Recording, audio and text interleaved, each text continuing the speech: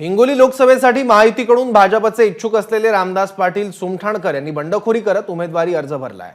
रामदास पाटील सुमठाणकर यांनी सुरुवातीला हेमंत पाटील यांच्या उमेदवारीला विरोध करत भाजपचा उमेदवार द्यावा अशी मागणी केली होती। मात्र महायुतीकडून उमेदवार बदलत बाबूराव कदम यांना उमेदवारी दिल्यावर भाजपच्या रामदास पाटील यांनी बंडखोरी करत उमेदवारी अर्ज दाखल केला।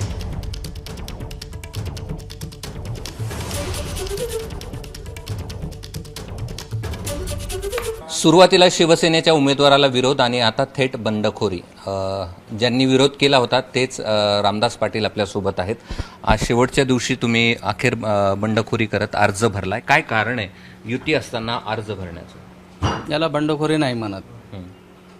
आणि आम्ही निवडून येण्याच्या क्षमतेवरती एकट्यानं मी नाही आहे, तर सर्व लोकसभा क्षेत्रातले सर्व आमदार, सर्व जिल्हाध्यक्ष, पार्टीचे सर्व पदाधिकारी यांनी एक सांगितलं, आमच्या पक्षाला भावना होती की हे उमेदवार आपल्याला अबकी बार 400 पार करायचं असतील तर हे निवडून येऊ शकत नाहीत। आम्हाला व्यक्ती किंवा काही द्वेष नव्हता, जिंकण्याच्या क्षमतेवरती नक्कीच आम्हाला शंका होती, त्यामुळे आम्ही पक्षाला विनंती केली जरा। आणि आज शेवटचा दिवस होता, पार्टीनं घटक पक्षांनी त्या उमेदवाराला थांबवून दुसरा उमेदवार दिला। उमेदवार देत असताना त्यांनाही आम्हाला काही म्हणायचं नाही आहे, पण एका विधानसभेमध्ये दुसऱ्या तिसऱ्या नंबरवर असणारे, काही संपर्क नसणाऱ्या कुठल्याही उमेदवारांना लोकसभा क्षेत्रामध्ये असं कोणीतरी 10-15 दिवसात येतं आणि खासदार होऊन जातं, असं या हिंगोली लोकसभा क्षेत्रामध्ये योग्य नाही। मागच्या वेळेस तसंच झालं की 18 दिवसात खासदार झाले आणि पुन्हा 5 वर्ष गायबच झाले। आणि आमच्या भारतीय जनता पार्टीच्या कार्यकर्त्यांच्या प्रचंड हालापेष्टा झाल्या। छोटे छोटे कामं, काही ज्या ठिकाणी आमदार होते त्या ठिकाणी काही अडचणी नाही आल्या, पण बाकीच्या मतदारसंघामध्ये खूप अडचणी आल्या। त्यामुळं मागच्या 3 दिवसामध्ये इतकं मोठं उत्सव पर्व आहे, तरी त्या उमेदवारांची उमेदवारी डिक्लेअर झाल्यापासून शुकशुकाट, म्हणजे अस्वस्थता ही भाजपाच्या सर्व कार्यकर्त्यात होती असं मला जाणवलं, इतर पक्षातल्या कार्यकर्त्यात होती जाणवली। आणि तिन्ही मूळ म्हणजे हे तिन्ही शिवसेनेचेच उमेदवार आहेत, त्यामुळे तिघांनी कुठं एकमत करून एकमेकाला संगनमताने उमेदवारी अशी दिली की लोकांना मतदान करण्याची इच्छा नाही आहे। लोक एक पोकळी पाहत होते, स्पेस पाहत होते, आणि मला तो स्पेस हेरला आणि मी आज उमेदवारी भरली। तुम्हाला वरिष्ठांच्या आदेशानुसार ही उमेदवारी भरताय की त्यांना नाकारून ही उमेदवारी भरताय? नाही, वरिष्ठांचा कोणाचा फोन नाही आहे किंवा मी कोणाला विचारण्याचा प्रश्न नाही, स्वतः जनतेच्या मनात गेलेलो आहे।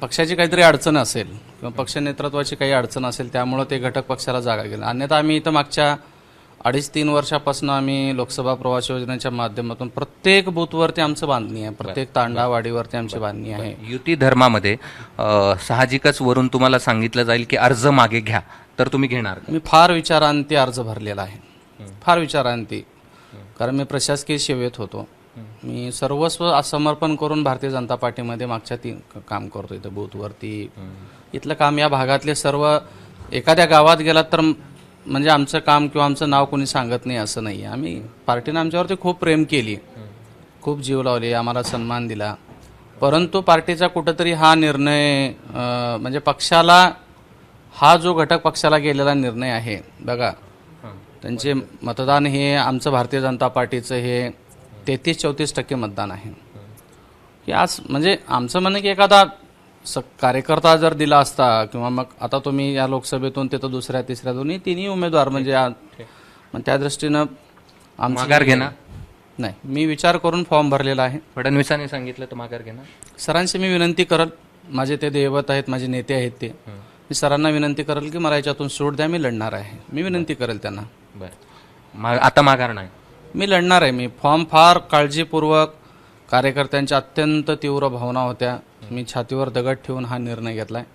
त्यामुळं मी, माझे ते दैवत आहेत, मी त्यांना तिकिटाच्या वेळेस मी बऱ्याच वेळेस सरांना विनंती केली, पण माझी तशी आता भूमिका नाही। मी आता कार्यकर्त्यांना नाही धोका देऊ, माझं पुढं काही झाले, जनता मायबाप आहे, ही लढाई आता माझी नाही राहिली, आता ही कार्यकर्त्याच्या हातात गेली। आज तुम्ही माझ्या भोवती फॉर्म भरताना पाहिलं असाल की म्हणजे अत्यंत मोठ्या प्रमाणात कार्यकर्ते होते, मला काही म्हणजे शक्ती प्रदर्शन करायची गरज नाही। मुख्यमंत्री इथे येऊन त्यांचा फॉर्म भरतात युती धर्म म्हणून, तरी देखील तुम्ही फॉर्म भरताय?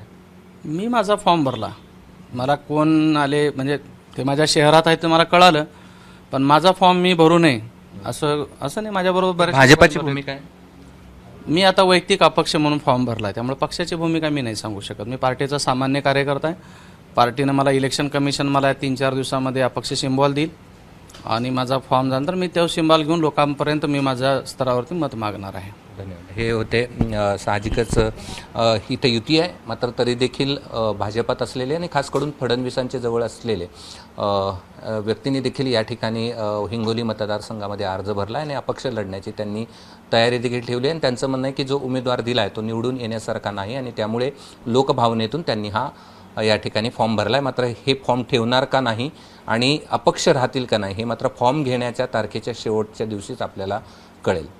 कॅमेरामन धनंजय दारुंटेसह मी कृष्णा केंडे, एबीपी माझा, हिंगोली.